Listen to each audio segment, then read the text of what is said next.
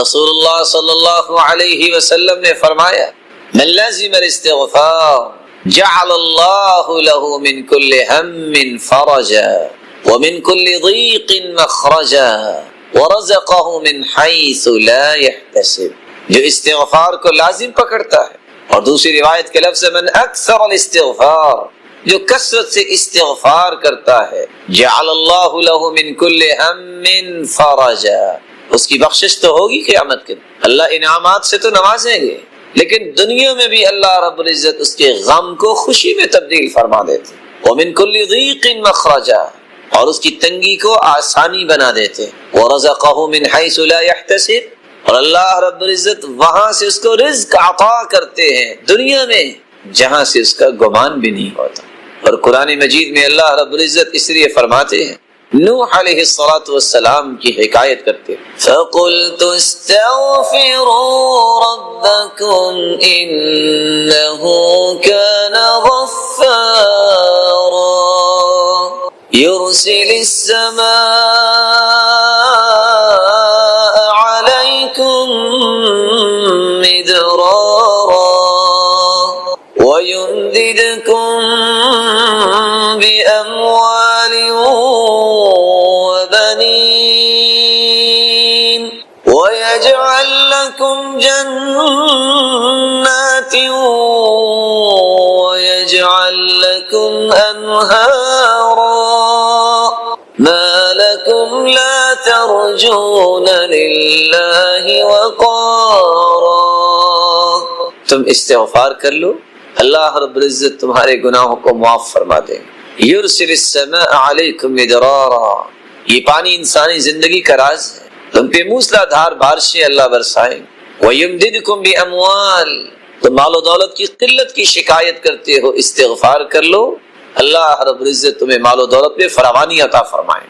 وبنین، تم اولاد کی نعمت کو ترستے ہو، استغفار کر لو، اللہ تمہیں اولاد کی نعمت سے نواز دیں گے. وَيَجْعَلْ لَكُمْ جَنَّاتٍ، تم پھلوں سے ترستے ہو، اللہ تمہیں باغات کا مالک بنا دے. وَيَجْعَلْ لَكُمْ أَنْهَارًا، تم پانی کی بوند بوند سے ترستے ہو، اللہ رب العزت تو تمہارے لیے نہریں جاری کر دے گے، نہروں کا بندوبست فرما دے. وَيَجْعَلْ لَكُمْ جَنَّاتٍ وَيَجْعَلْ لَكُمْ أَنْهَارًا مَا لَكُمْ لَا تَرْجُونَ لِلَّهِ وَقَارًا.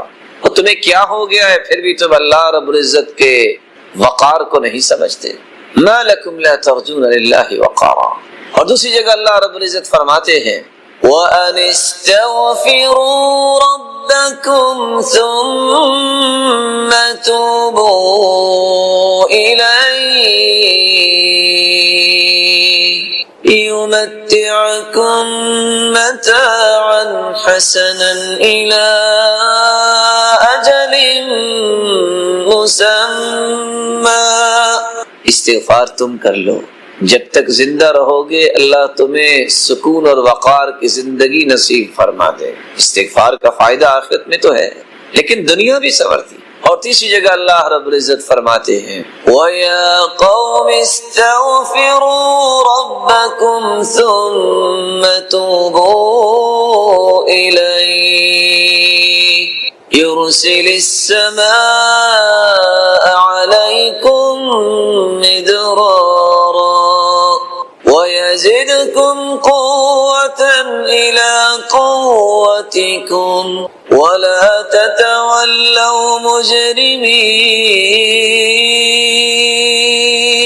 اے میری قوم، اللہ رب العزت ہود علیہ السلام کی قوم کے متعلق حکایت کر رہے ہیں کہ اللہ کے پیارے پیغمبر نے کہا ہے میری قوم استغفار کر لو، اللہ تمہیں موسلا دھار بارشوں سے نواز دیں گے. وَيَزِدْكُمْ قُوَّةً إِلَىٰ قُوَّتِكُمْ، تم اگر کوئی کمزوری محسوس کرتے ہو تو تمہاری کمزوریوں کو اللہ قوتوں میں تبدیل فرما دیں گے. وَيَزِدْكُمْ قُوَّةً إِلَىٰ قُوَّتِكُمْ، کسی کے پاس مالی کمزوری ہے، خاندانی کمزوری ہے، ملی کمزوری ہے، ان تمام کمزوریوں کو اللہ رب العزت قوتوں میں تبدیل فرما دیں گے. جب انسان استغفار کرتا ہے تو یہ اس کو انعام ملتا ہے، اور یہ انعام دنیا میں ہی ملتا ہے، آخرت تو بہتر ہوگی. اللہ رب العزت ہمیں عبادت کا مقصد سمجھنے کی توفیق عطا فرمائے اور یہ یقین کرنے کی توفیق عطا فرمائے کہ عبادت سے آخرت بھی بنتی ہے اس سے رسول اللہ صلی اللہ علیہ وسلم نے اگلا عمل یہ بتایا، احب الاعمال الى اللہ ان تموت ولسانك رطبا من ذکر اللہ، سب سے محبوب عمل یہ ہے تمہیں موت آئے تو تمہاری زندگی کے رویے یہ ہوں تمہاری زبان اللہ کے ذکر سے ہر وقت تر رہے، سبحان اللہ والحمد للہ اللہ اکبر ولا الہ الا اللہ ولا حول ولا قوة الا باللہ حسبی اللہ لا الہ الا اللہ لا حول ولا قوة الا باللہ یا حی یا قیوم برحمتک استغیث۔ زبان پہ ذکر لائیے، تجربہ کر کے دیکھیے کہ آپ کی زندگی میں سکون اور چین کتنا آتا ہے، راحتیں آپ کی زندگی میں اللہ تعالیٰ کیسے پیدا کرتے ہیں، آپ کی زندگی میں برکت کتنی آتی ہے۔ اور اس کی حقیقت بیان کرنے کے لیے میں ایک حدیث سنانا چاہوں گا، سنا لے جی۔ حدیث میں آتا ہے ایک دیہاتی آیا اور آ کے کہتا ہے اللہ کے رسول ایسی بات مجھے بتائیں جو بعد میں کسی سے نہ پوچھوں اور میں جنت چلا جاؤں۔ آپ نے فرمایا قل سبحان اللہ والحمد للہ ولا الہ الا اللہ واللہ اکبر ولا حول ولا قوة الا باللہ۔ اس نے کہا اور چل پڑا، پھر سوچتا ہے، واپس آ گیا، کہتا ہے اللہ کے رسول سبحان اللہ، یہ تو اللہ کے لیے ہوا نا، میرے لیے تو کچھ نہ ہوا۔ والحمد للہ، اللہ کی تعریف، یہ بھی تو اللہ کے لیے، میرے لیے کیا؟ ولا الہ الا اللہ، یہ بھی اللہ کے لیے، میرے لیے۔ ولا حول ولا قوة الا باللہ، یہ بھی اللہ کے لیے، میرے لیے۔ کہا تم یہ کہو اللہم اغفر لی وارحمنی وارزقنی، اللہ مجھے معاف کر دے، مجھ پہ رحم فرما، مجھے رزق دے۔ وہ پھر سوچتا ہے اللہم اغفر لی، معاف تو اللہ نے کرنا ہے، میرے لیے کیا؟ رحم بھی اللہ نے کرنا ہے، میرے لیے، رزق بھی اللہ نے دینا ہے۔ اللہ کے رسول فرماتے ہیں جب تم کہو گے نا اللہم اغفر لی، اللہ ساتھ ہی کہہ دیں گے قد فعلت، میرے بندے میں نے کر دیا معاف۔ جب تم کہو گے اللہم ارحمنی، اللہ مجھ پہ رحم فرما، اللہ فرمائیں گے قد فعلت، میرے بندے میں نے رحم کر دیا۔ اللہم ارزقنی، اللہ مجھے رزق دے، اللہ فرمائیں گے قد فعلت، میرے بندے میں نے رزق دے دیا۔ اس لیے سبحان اللہ عدد خلق، آگے ورضاء نفسی وزینت عرشی ومداد کلماتی۔ کبھی اس کے معنی میں کسی نے غور کیا؟ اگر میں معنی کو بیان کرنے کے لیے اس طرح پڑھوں سبحان اللہ عدد خلقی، اللہ میں تیری تعریف کرتا ہوں اتنی، ساری دنیا جتنی تعریف کرتی ہے اتنی، بندہ ایک مرتبہ کہتا ہے لیکن اللہ اس کے نام اعمال میں اتنا لکھتے ہیں جتنی آدم سے لے کے مخلوق آئی اور سب نے سبحان اللہ کہا۔ وَمِدَادَ كَلِمَاتِ، کتنی مرتبہ لکھنا ہے؟ قرآن نے بیان کیا ہے 8 سمندر اگر ہوں، پوری دنیا کے درخت کلمے بن جائیں، اللہ کی کلام کلمے پھر بھی ختم ہو سکتے نہیں۔ اللہ میں تیری تعریف کرتا ہوں کہ 8 سمندر کی سیاہی بن جائے اور درخت کلمے بن جائیں، اتنی مرتبہ لکھا جائے، بندہ ایک مرتبہ کہتا ہے اللہ اتنی تعداد میں لکھتے ہیں۔ وزنت عرشی، جتنا عرش کا وزن ہے، وہ وزن کیا بیان کریں۔ حدیث میں آتا ہے جو فرشتے حملۃ العرش ہیں، اللہ کے عرش کو اٹھانے والے، ما بین عاتقی الی شحمۃ اذنہ، کندھے اور کان تک جو ہے وہ 4 سے 5 انگلیوں کا فاصلہ ہے، لیکن جو فرشتے ہیں مسیرۃ 700 عام، کندھے سے کان تک کا سفر 700 سال کا سفر ہے۔ فرشتے کتنے بڑے ہوں گے۔ پھر اللہ کے عرش کے بارے میں تو ہم بات ہی نہیں کر سکتے۔ اللہ اتنا وزن جو ہے نام اعمال میں کل کو بنا دے سبحان اللہ کا، اللہ اتنا ہی بنا دے۔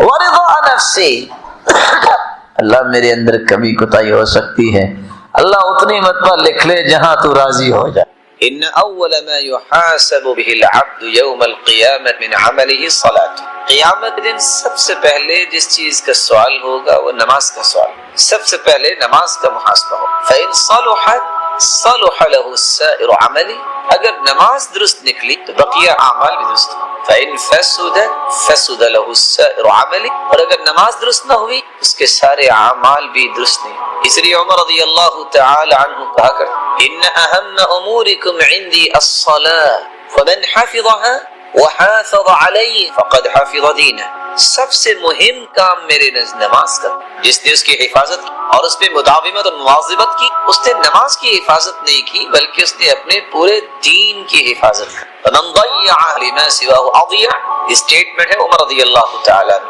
جو نماز کو ضائع کرنے والا ہے بقیہ کسی کام کو بھی اچھا نہیں کر سکتا۔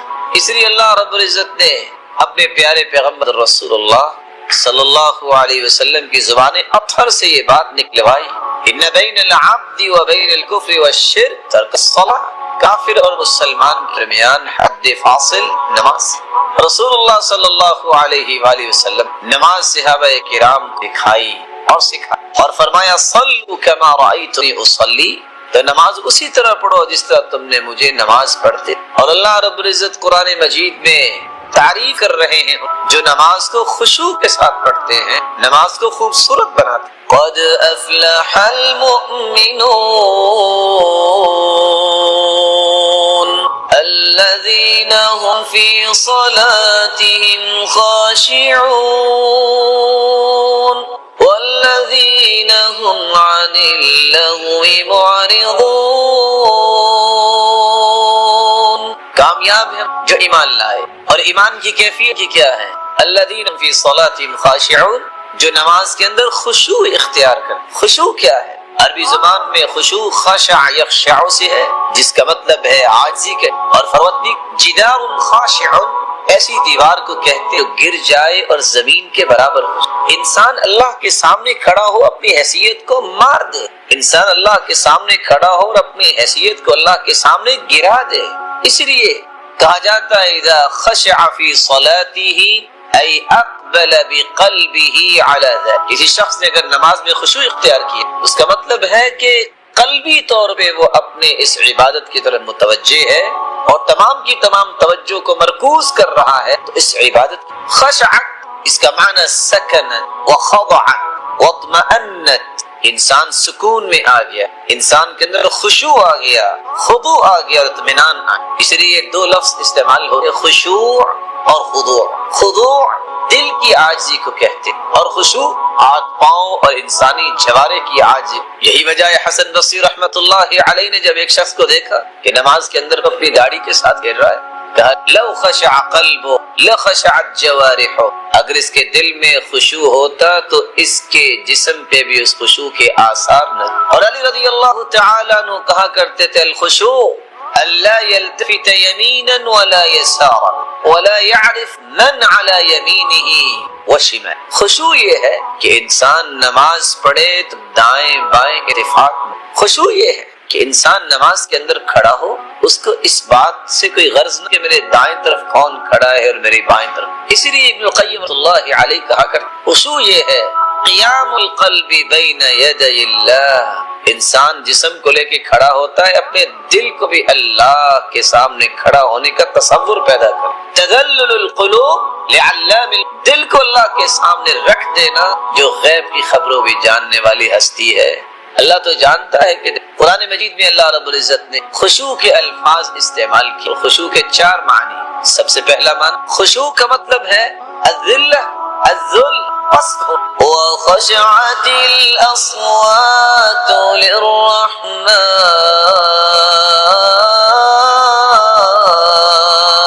فلا تسمع الا همسا۔ قرآن مجید میں اللہ رب العزت نے خشوع کے الفاظ استعمال کی اور لفظ خشوع مختلف معانی میں استعمال ہوا۔ سب سے پہلا معنی پستی اختیار کر، وخشعت الاصوات للرحمن فلا تسمع الا همسا، قیامت کے دن ہر آواز اللہ رب العزت کے سامنے پست ہو۔ خشوع کا دوسرا معنی سکون الجوارح، انسانی جسم کے اندر سکون پیدا ہو، اطمینان پیدا ہو جائے۔ الذین هم فی صلاتهم خاشعون، کامیاب ہیں وہ مومن جو نمازوں کے اندر خشوع کرتے ہیں، ان کے جسموں کو سکون میسر آتا، ان کے جسم میں اطمینان آ جاتا، وہ بے چینی کا شکار۔ خشوع کا تیسرا معنی خوف، انسان اللہ کے سامنے کھڑا ہو تو اللہ کا خوف اس کے دل میں۔ وَيَدْعُونَنَا رَغَبًا وَرَهَبًا وَكَانُوا لَنَا خَاشِعِينَ۔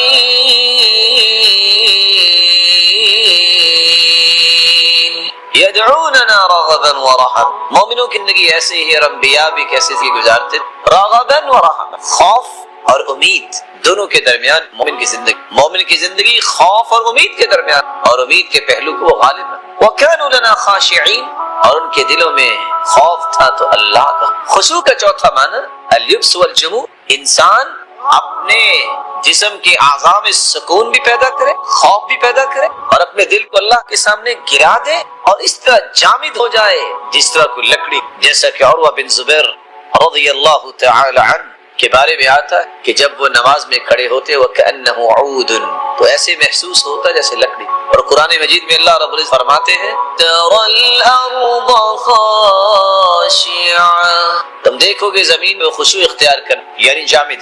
اللہ رب العزت ہم سب کو خشوع کی نعمت سے نوازے اور ہماری عبادت خوبصورت۔ ناظرین کرام، ابھی چند لمحات کا وقفہ ہوگا، وقفے کے بعد ہم دوبارہ آپ کی خدمت حاضر ہیں۔ بسم اللہ الرحمن الرحیم، الحمد للہ رب العالمین، والصلاة والسلام على اشرف الانبیاء والسید المرسلین وعلى آلہ وصحبہ اجمعین، اما بعد، السلام علیکم ورحمۃ اللہ وبرکاتہ۔ ناظرین کرام، وقفے سے پہلے ہم یہ بیان کریں، قرآن میں لفظ معانی بیان کی اور اللہ رب العزت مومنوں کی تعریف جو اپنی نمازوں میں اختیار کریں، اور خشوع یہ احسان کی، اور احسان کرے تحسین الظاہر والباطن، انسان اپنے ظاہر کو بنائے اور باطن خوبصورت۔ اور اللہ کے رسول صلی اللہ علیہ وسلم نے اس لیے جبریل امین علیہ السلام نے جب سوال کیا تو اس کو جواب دیا، اور اس لیے رسول اللہ صلی اللہ علیہ وسلم نے جبریل امین کو احسان کا معنی یہ سمجھایا تھا، ان تعبد اللہ کأنک تراہ فإن لم تكن تراہ فإنہ یراک، تم عبادت ایکسیلنس کے درجے پہ جا کے کرو، ایسی خوبصورت عبادت کہ تم اللہ کو، اگر یہ کیفیت میسر نہیں آتی تو یہ یقین تو ہونا چاہیے کہ اللہ رب العزت تمہیں دے۔ امام ابن القیم رحمۃ اللہ علیہ اس لیے احسان اور خشوع کی اہمیت کو واضح کرتے ہوئے فرماتے ہیں والاحسان لب الایمان وروحه وکماله من حیث المراقبہ وحسن الطاعہ، یہ احسان کا درجہ، یہ تو ایمان کا لب ہے، یہی تو ایمان کا کمال ہے، یہی تو ایمان کی روح ہے کہ اس کیفیت میں جب انسان چلا جاتا ہے پھر اس کو اللہ کی مراقبت کا اندازہ ہو، پھر اس کے اندر صحیح اطاعت کے جذبات پر۔ اور حکم اس لیے کہتے وَثَالِثُ مرتبة الإحسان وَتِلْكَ أَعْلَاهَا لَدَى الرَّحْمَنِ وَهِيَ رُسُوخُ الْقَلْبِ فِي الْعِرْفَانِ حَتَّى يَكُونَ الْغَيْبُ كَالْعِيَانِ، دین کے تین مراتب ہے، اسلام ہے، ایمان ہے، وَثَالِثُ مرتبة الإحسان، اور تیسرا مرتبہ دین کا احسان کا، وَتِلْكَ أَعْلَاهَا لَدَى الرَّحْمَنِ، اور یہ مرتبہ سب سے خوبصورت ہے اللہ کے نام، وَهِيَ رُسُوخُ الْقَلْبِ فِي الْعِرْفَانِ، جب انسان کے دل میں اللہ رب العزت کی محبت آ جائے، راسخ ہو جائے، تو یہ کیفیت انسان کو میسر آتی ہے، حتی یکون الغیب کالعیان، یہاں تک کہ انسان اللہ رب العزت کے سامنے جب کھڑا ہوتا ہے تو اس کا یہ یقین بن جاتا ہے، یہ تصور بن جاتا ہے کہ اللہ رب العزت میں دیکھ رہا ہوں، اگر وہ نہیں دیکھ رہا تو اللہ رب العزت اسے دیکھ۔ شداد ابن اوس رضی اللہ تعالی عنہ روایت کر رسول اللہ صلی اللہ علیہ وسلم فرمایا اول ما یرفع من الناس الخشوع، لوگوں میں سب سے پہلے چیز ختم ہو جائے گی وہ خشوع ختم۔ اور ابو الدرداء رضی اللہ تعالی عنہ روایت کرتے رسول اللہ صلی اللہ علیہ وسلم نے فرمایا اول شیء يرفع من هذه الامه الخشوع حتى لا ترى فيها خاشعا، اس امت میں سب سے پہلے اٹھایا جائے گا وہ خشوع ہوگا، یہاں تک کہ خشوع اختیار کرنے والا نظر۔ اور رسول اللہ صلی اللہ علیہ وسلم نے فرمایا حالت ان الرجل لينصرف من صلاته وما كتب له الا عشر صلاته تسعها ثمنها سبعها سدسها خمسها ربعها ثلثها نصفها، ایک شخص نماز سے فارغ ہو، کسی کو نماز کا 10واں حصہ، کسی کو 9واں، کسی کو 8واں، کسی کو 7واں، 6واں، 5واں اور 4تھا اور تیسرا، اور کچھ لوگوں کو آدھی نماز کا ثواب۔ اسی رسول اللہ صلی اللہ علیہ وآلہ وسلم نے فرمایا اول ما یرفع من الناس الامن، سب سے پہلے امانت لوگوں سے اٹھا لی جائے گی، وآخر ما يبقى من دينهم الصلاة، نماز بچ جائے گی، ورب مصل لا خلق له عند الله، کتنے ہی ایسے نماز پڑھنے والے ہوں گے قیامت میں اس نماز کا کوئی بھی اجر و ثواب نہیں۔ رسول اللہ صلی اللہ علیہ وسلم نے اس لیے فرمایا اول ما يحاسب به العبد يوم القيامة من عمله صلاته، سب سے پہلے نماز کا حساب ہو، فإن صلحت صلح له، نماز اگر درست ہوگی تو اس کے بقیہ اعمال، فإن فسدت فسد له سائر عملی، اور اگر نماز فاسد ہو، نماز درست نہ ہوئی تو بقیہ اعمال کیسے درست ہو۔ اور رسول اللہ صلی اللہ علیہ وسلم نے کیسے تک کان ابن الزبیر رضی اللہ تعالی عنہ اذا قام في الصلاة كأنه عود، عبداللہ ابن الزبیر رضی اللہ تعالی عنہ نماز کے لیے کھڑے ہوتے یوں محسوس ہوتا جیسے لکڑی۔ آج ایک مسلمان کی نماز کیسے ہے؟ نماز میں کھڑا بھی ہو بے چین، رکوع میں ہو بے چین، سجدے میں بے چین، بلکہ ایک وقت تھا جب رسول اللہ صلی اللہ علیہ وسلم فرمایا کرتے تھے یا بلال ارحنا یا بلال ارحنا یا بلال، بلال اذان کہیے کچھ سکون۔ آج اگر صبح کی نماز میں کوئی امام محترم لمبی قرات کر دے تو زبان سے تو کوئی نہیں بولتا، لیکن کتنے مچل رہے ہو اور کہتے ہیں زبان حال سے انقذنا یا اے امام آج ہماری جان چھوڑ دو، کل اس مسجد میں نماز نہیں پڑھیں گے، تم لمبی نماز۔ رسول اللہ صلی اللہ علیہ وآلہ وسلم نے نماز پڑھ کے سکھائی۔ آج ایک شخص رکوع میں جاتا ہے، رکوع سے اٹھتا ہے، سیدھا کھڑا نہیں ہوتا اور زمین پہ گر جاتا۔ رفاعہ رضی اللہ تعالی عنہ سے كنا يوما نصلي وراء النبي صلی اللہ علیہ وسلم، ہم ایک دن اللہ کے رسول صلی اللہ علیہ وسلم کے پیچھے نماز پڑھ رہے تھے، فلما رفع رأسه من الركعة، جب آپ نے رکوع سے اپنا سر مبارک اٹھایا، قال سمع اللہ لمن حمده، اور یہ کلمات کہے سمع اللہ لمن حمده، قال رجل من ورائه، ایک آدمی نے یہ کلمات بولے ربنا ولک الحمد حمدا کثیرا طیبا مبارکا فیہ، فلما انصرف، جب آپ نے سلام پھیرا تو سوال کیا من المتکلم، یہ بولنے والا کون تھا؟ قال انا، اللہ کے رسول صلی اللہ علیہ وسلم میں تھا۔ تو رسول اللہ صلی اللہ علیہ وسلم نے فرمایا رأیت بضعة وثلاثین ملکا یبتدرونها ایہم یلبها اول، میرے صحابی میں نے 30 سے زائد فرشتوں کو دیکھا جو آسمان سے نازل ہوئے، جو اس بات میں جلدی کر رہے تھے یہ کہتا یہ مبارک کلمات میں لکھ کے اللہ کے پاس پہلے لے جاتا ہوں، دوسرا کہتا تھا میں لکھ۔ 30 سے زائد فرشتے جن کلمات کو لکھنے کے لیے آسمان سے اترے، آج مسلمان ان کلمات کی پرواہ نہیں۔ اور رسول اللہ صلی اللہ علیہ وآلہ وسلم کا طریقہ مبارک فَإِذَا كَ مِن صَلَاتِي لَمْ يَنْهَضْ حَتَّى يَسْتَوِيَ قَاعِدًا، آپ جب دوسری رکعت کے لیے اٹھتے یا تیسری کے بعد چوتھی رکعت کے لیے، تو آپ پہلے سجدے سے اٹھ کر آپ سیدھا کھڑے نہیں بلکہ رسول اللہ صلی اللہ علیہ وسلم سجدے کے بعد بیٹھ جاتے پھر کھڑے ہو۔ آج ایک شخص ایک سجدہ کرتا ہے، سر اٹھاتا ہے اور دوبارہ اپنے سر کو زمین پہ دے مارتا ہے، یہ نماز میں کیا چاہتا ہے؟ اللہ کی نماز ہوتے وہ تو سکون سے ہو، کیا وہ یہ چاہتا ہے کہ بس دنیا والے دیکھ لیں کہ میں نماز پڑھتا ہوں؟ رسول اللہ صلی اللہ علیہ وآلہ وسلم جب نماز پڑھ رکوع سے کھڑے ہوتے تو عائشہ رضی اللہ تعالی عنہ فرماتی ہے ہمیں محسوس ہوتا انہ قد نسی کہ آپ بھول گئے ہیں، ایک سجدے سے اٹھ کے دوسرے سجدے میں جانے سے پہلے بیٹھ جاتے حتی یرجع کل فقار الی مکانی، ہر جوڑ اپنی جگہ واپس آ جاتا، ہمیں محسوس ہوتا کہ آپ رسول اللہ صلی اللہ علیہ وسلم نے اس لیے فرمایا تھا اذا قمت فی صلاتک فصل صلاة